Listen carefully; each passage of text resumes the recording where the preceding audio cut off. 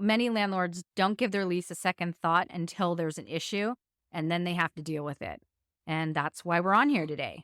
We're trying to make rental property owners, whether you use a property manager or if you DIY it, we're here to make you think about how our lease, our experiences, our landlord tips can pertain to you and to your properties.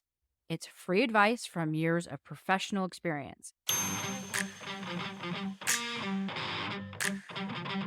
Welcome to your Landlord Resource Podcast.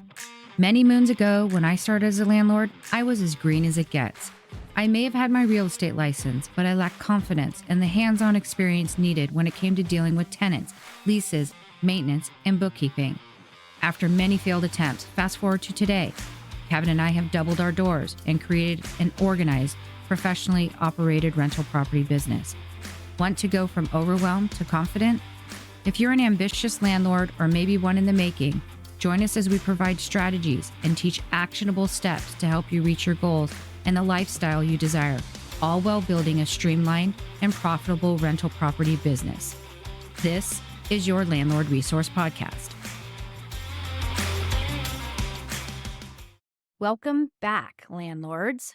My name is Stacy, and I'm here with Kevin, who is fretting about Medicare open enrollment. Well, yeah, little miss, I'm not too old enough to worry about that yet. Yeah, well, honestly, if you think about it, it's going to add a huge chunk of change to our monthly income when we take you off our regular health insurance and move you over to whichever gap policy you choose. I mean, I could care less about the insurance part. I'm covered either way, but I just associate Medicare with being old, and I'm not old. No, you know what? You're not. You are the youngest, almost 65-year-old guy that I know. But seriously, you have a lot of energy, and I hope I have that same when I'm that old. Wow, you should hope so. Yeah. I have to keep up with my young wife. Yeah. Well, I do keep you running, that's for sure. I mean, between the businesses and the boys and our parents and extended family members, we do not have a lot of downtime. No, we do not. And neither do the landlords listening, so let's get to the subject at hand. Today, we are picking up where we left off last week and continuing our talk about leases and addendums. Last week, we talked about the body of the lease, and we were able to get through about half of it before we decided to stop. We covered a lot, like the difference between parties and occupants who are listed on the lease and who else needs to be named on the lease, lease dates to be aware of, then rent, forms of payment, security deposits, all the different kinds of fees, guest policies, and more. If you haven't listened to it yet, stop, go back and listen to that episode first before this one. Otherwise, this episode might be a little confusing to you. Yeah, that's for sure. This time we just rolled with the content and we didn't work to tie it all in like we usually do. This episode literally picks up where the other one left off.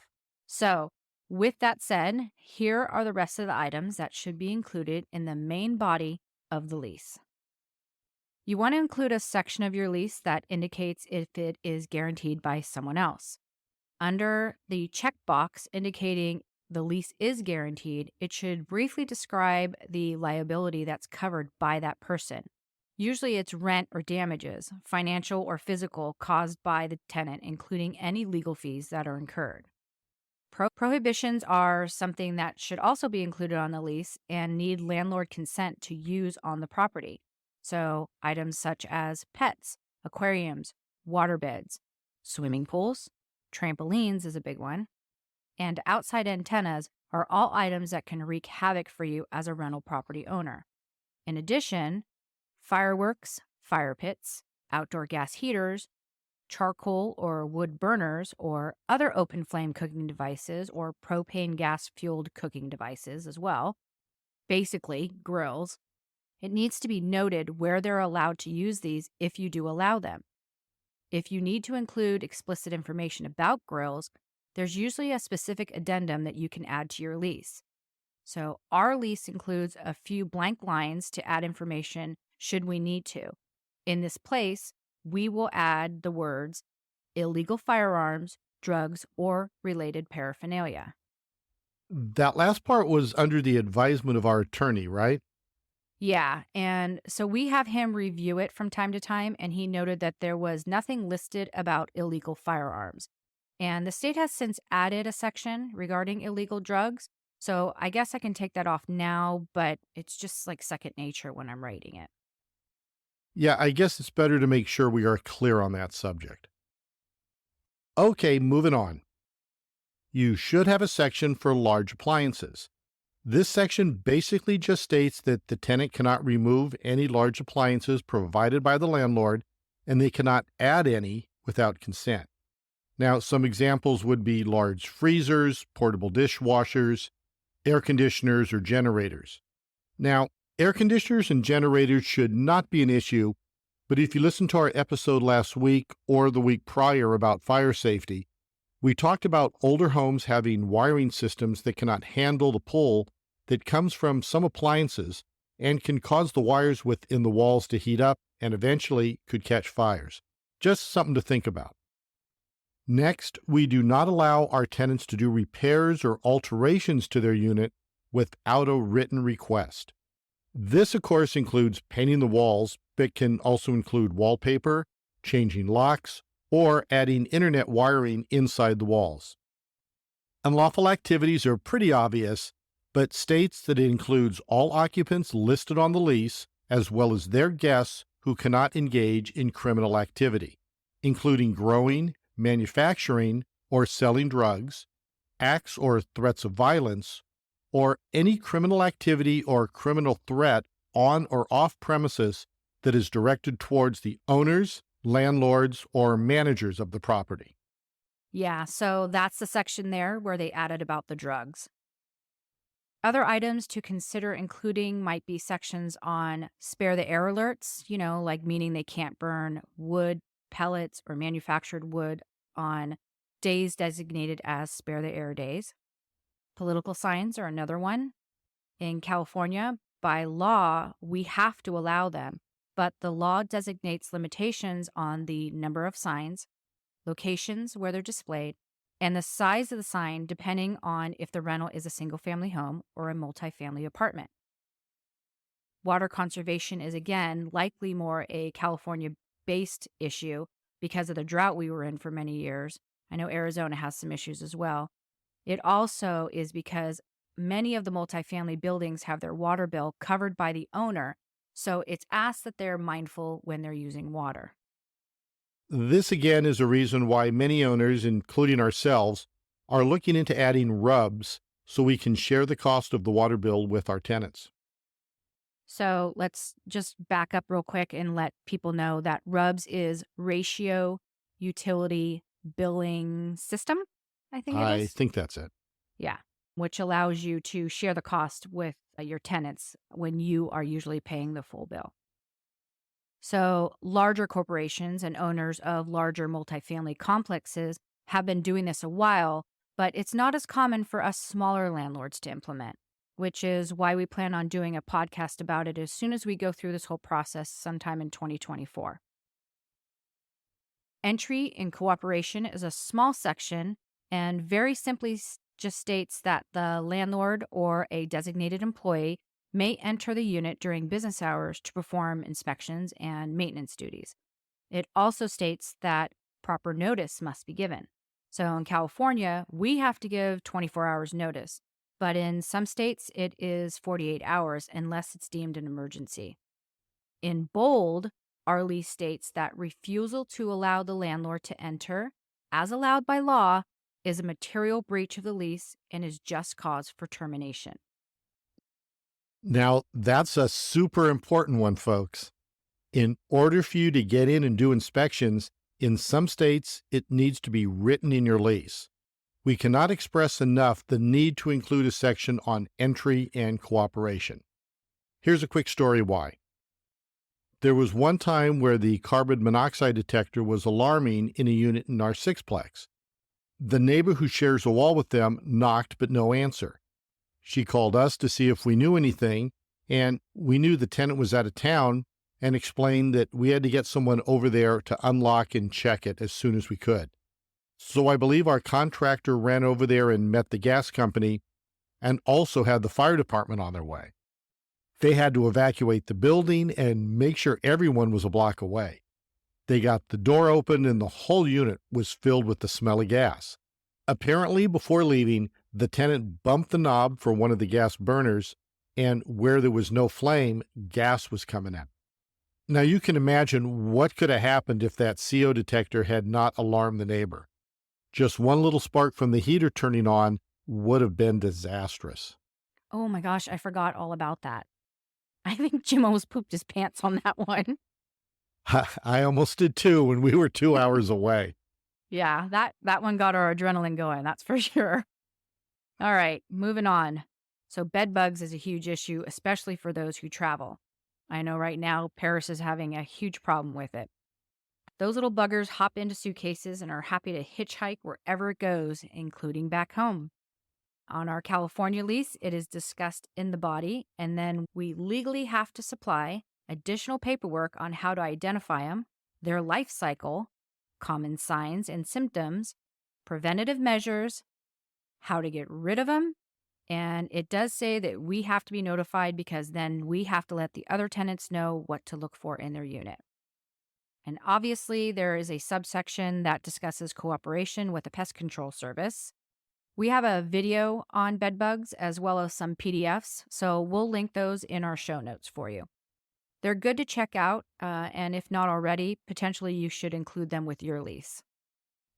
And to piggyback bed bugs, there's a section on care, cleaning, and maintenance in our lease.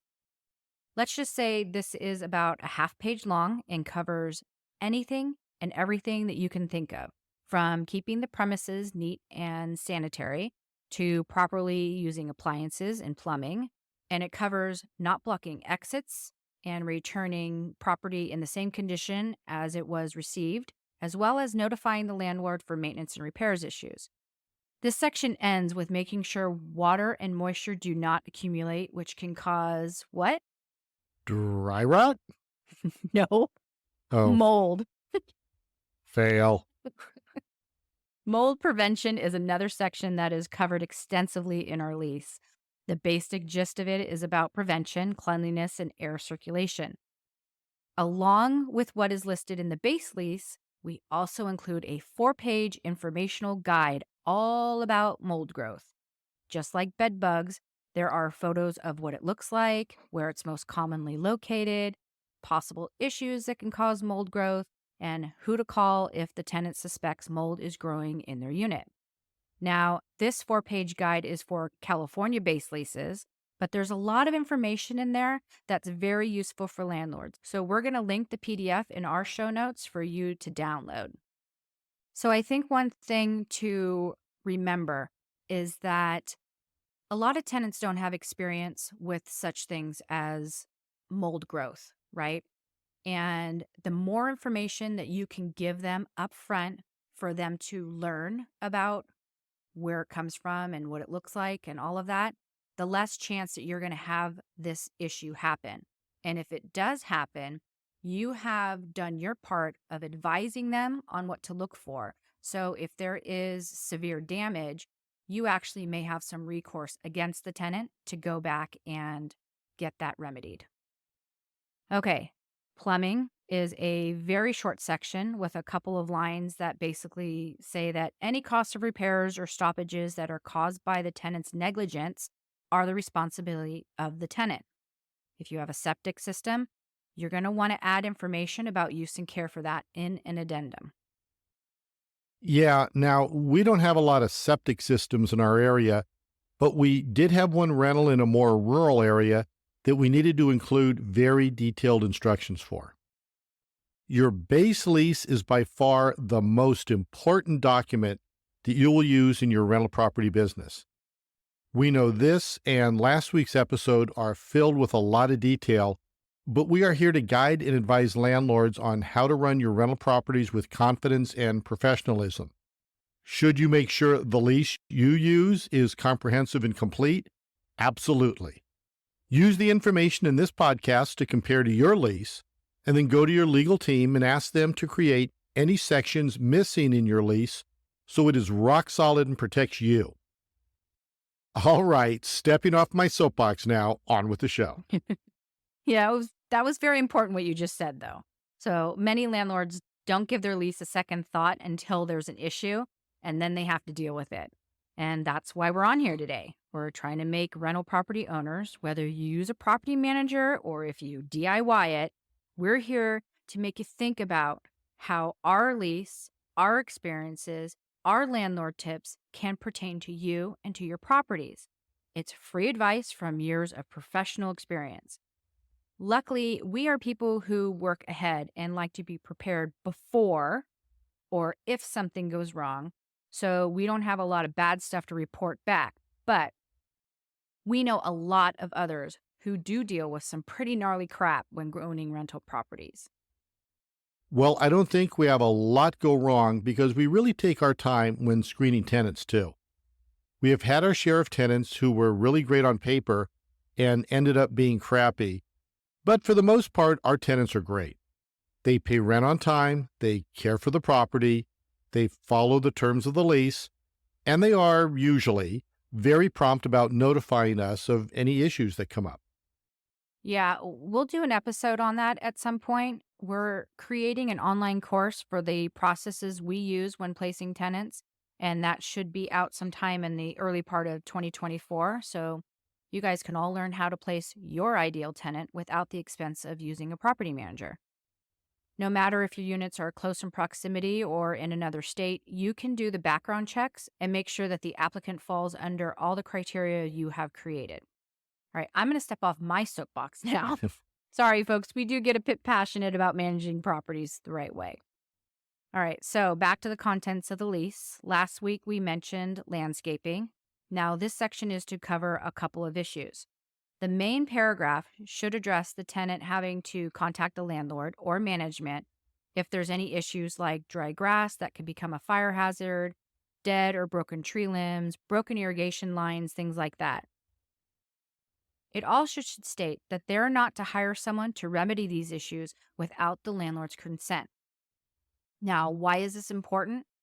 Landlords, you don't want just anyone at your property climbing trees or mowing dry grass if they're not qualified. Licensed tree trimmers are who you want climbing your trees to remove those broken limbs. And when I say dry grass, I'm talking large parcels of rental properties, like half acre or more, that have grass that has grown too tall and is now a fire hazard. So if Johnny the teen down the street comes over on his dad's ride-on mower to mow that dry grass, and his blades hit a rock, sparks, and then starts a fire, the chance of him knowing how to handle that is much lower than someone who is qualified and likely carries an extinguisher on their mower. So ask us how we know that one. Yep, that was a hard lesson to learn on that property we managed. All was well, but we sure fielded a lot of angry phone calls from the neighbors that day. Yeah, so the landscaping section should also address the tenants not altering the current landscaping without your permission. The last thing our lease has about landscaping is a few check boxes for who is responsible for maintaining this landscaping: the resident, the landlord, or a box to refer to an attached addendum. You know, it's funny, landscaping is something a lot of owners don't think much about, and it all depends on the situation. For those who inherited a home or it was their previous home, they might have some emotional attachment to Nana's roses or the tree the kids used to climb. If you do not state your criteria about use and care of landscaping, your tenants can pretty much do what they want. Yeah, they can, and that's not what you want to happen there, folks. Okay, the next section is use of premises. Very simply put, this is to state that the tenants can only use the rental for residential living purposes, and it can't be used for business use unless it conforms to zoning laws and there is permission from the landlord. It should also state that additional liability insurance may be required for the use of a business. Remember, if their business has customers walking on your property, the risk increases.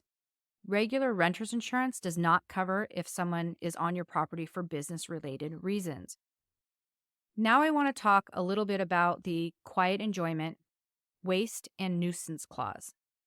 This one is for those tenants who just cause problems for other tenants all the way around. It states that tenants and their guests cannot violate any criminal or civil law, commit waste or nuisance, or annoy, molest, or interfere with any other person on the premises or neighbors. These actions are ground for immediate termination of the lease.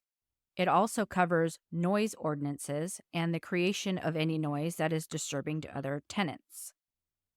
We've been pretty lucky with that one. Only once was there an issue with a tenant who drank too much and left all his empty bottles on the walkway outside his door for people to step over. Yep. Now, I want to talk about the section that covers smoke and carbon monoxide detectors. If you have not already, go back and listen to episodes 29 and 30, where we talked all about fire safety in your rental property.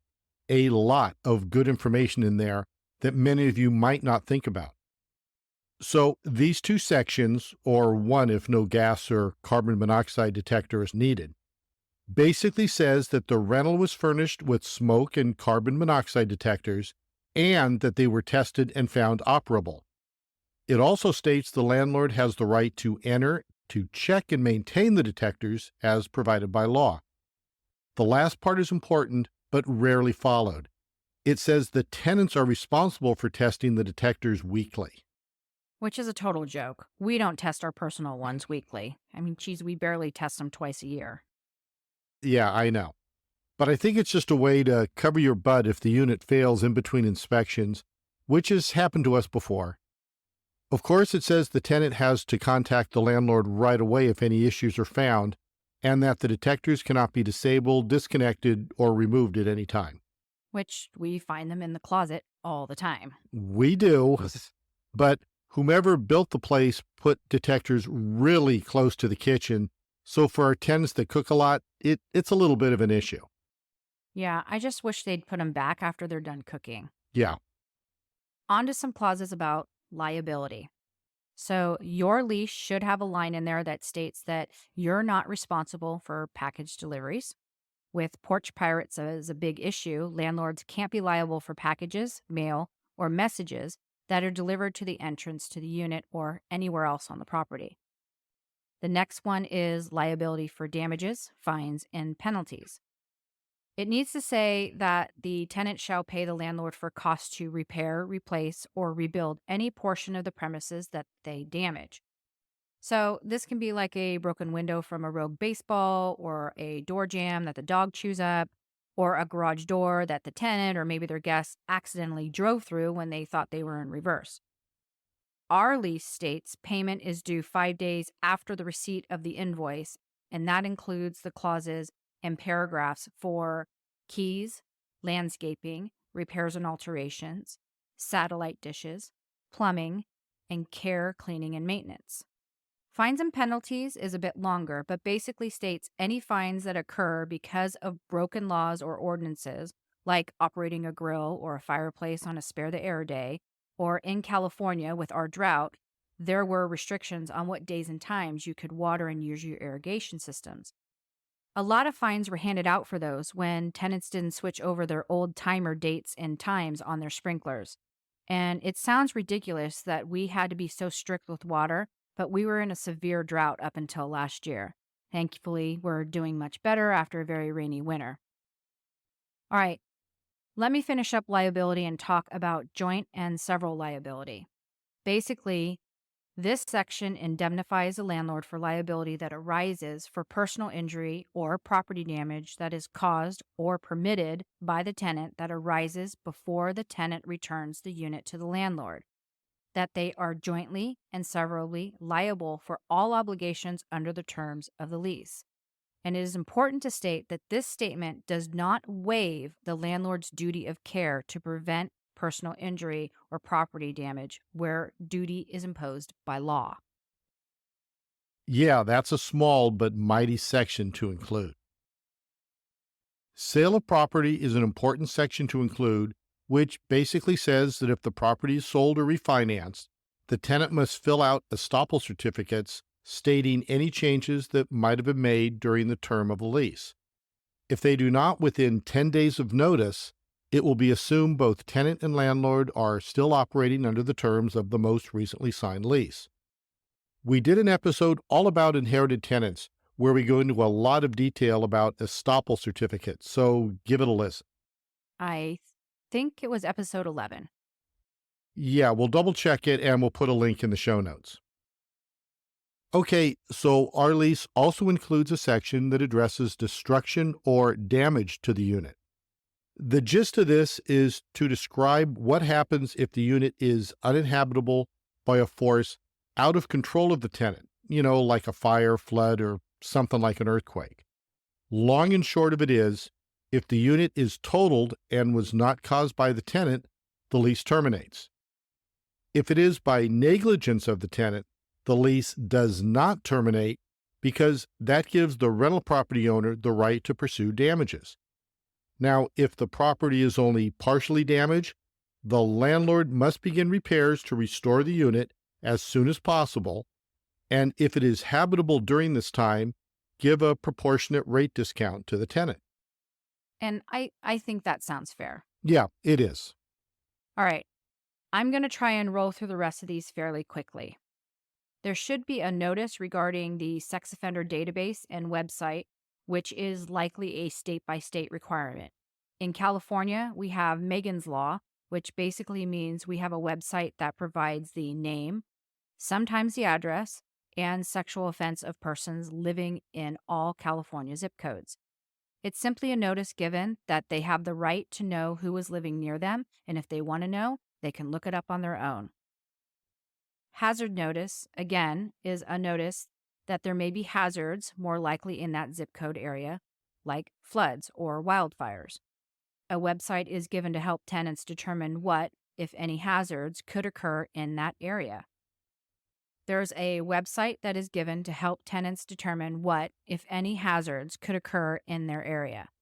It's also stated, again, that renter's insurance is recommended because should anything happen to their unit, their personal contents are not covered. Ours has a checkbox that notes if our property is located in a flood zone. So for Sacramento, we check it yes, but for Chico, we don't check it at all.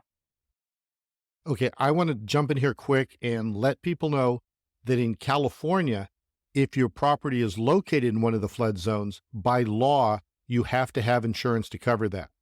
Now, where earthquakes and wildfires are also an issue, that coverage is not required, but optional. So there are no checkboxes for those.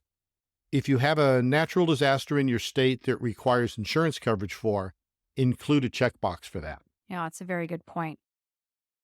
Okay. Attorney's fees is a small couple lines that has checkboxes that determines who has to pay for legal action should one be brought by either party. Our lease states each party is responsible for their own legal fees, but there is a checkbox that says that the prevailing party can recover legal fees and other relief not to exceed X amount of dollars plus court costs. We do not check this box, and we leave each party to pay their own fees. There is a small section on credit reports, and you might be thinking this is about landlords reporting rent payments to help tenants improve their credit rating, but it's not. This section is letting tenants know that if they fail to pay rent, or if they move out with a balance owed for rent or damages, that the landlord can use a credit agency to collect the monies owed, and that might affect their credit rating. Waiver of breach is important because leases are legal contracts. Typically, when a contract is created and payment is made from one party to the other, and that payment is accepted, it means you can't go back and say that you don't agree with the terms of the contract after the fact. So this waiver of breach of lease is to say that if the landlord accepts rent payments knowing that there is lease violations in place, that is not a waiver of such breach. It also means that the tenant can't hold back paying rent because of an issue unless that issue is a threat to their health and safety, and the landlord knows and has not made any effort to remedy it within a reasonable amount of time. The severability clause is a one liner that states if any section of the lease is determined illegal or unenforceable at any time, only that section is severed, but the rest of the lease will stay intact. And this is important because landlord tenant laws can change mid lease. If you have something in your lease that was legal before and it's no longer able to be enforced, you don't have to go and recreate the entire lease. All right, last one for the body of the lease, and that is breach of lease.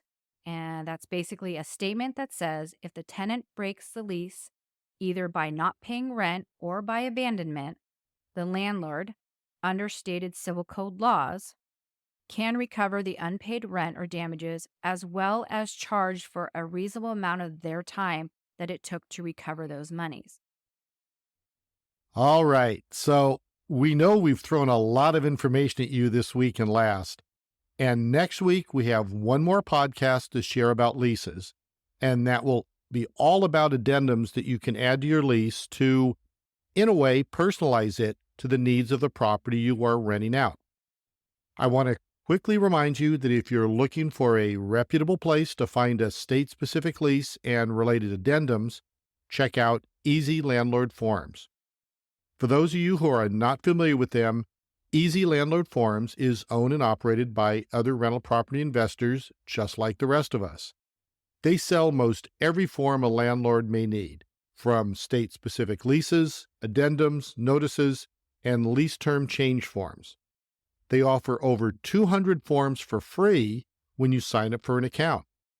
But if you use our link and code STACY15, they're offering 15% off any new form purchase. And here's why that's important. They have a monthly membership where you pay $12 per month and download any form you need at any time. Now, you can prepay the annual amount at $75 and get a discount off the monthly rate. It drops it down from $12 to $6.25 a month when you do that. Now, for those of you who want to secure forms and not get nickel and dimed each month, they now offer a lifetime membership for $399. But they are allowing our listeners to get any new purchase, that includes the annual or the lifetime fees, at 15% off.